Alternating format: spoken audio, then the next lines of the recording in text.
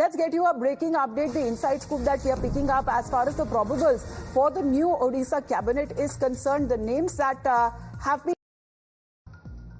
when it comes to Mohan Charan Manjhi, who will be taking oath as the BJP's first.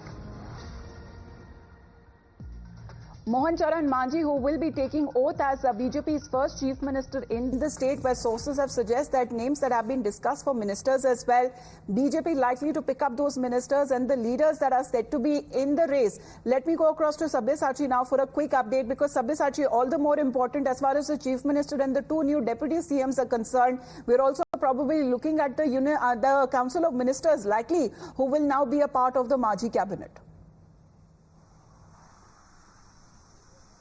Well, absolutely. That would be another crucial round of discussion that is taking place in the state of Odisha. See around 20 of the probable names that we have accessed from the state, be it Suresh Pujari, Jay Narayan Mishra, Surama Padhi, Bibhuti Jena. See, all these names have come up, and probably the state leadership is looking at the regional equation to balance it out, and from every region one representative should be there in the cabinet. That has been the focus.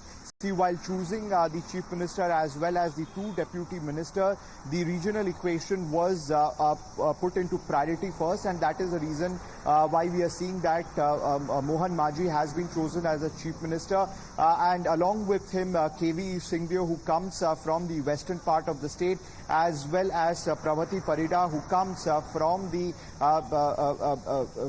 background which is dominant in the state. So these all facts are being taken into consideration while these 20 names have been discussed by the BJP High Command in the state. And all right, most likely Sabyasachi will just come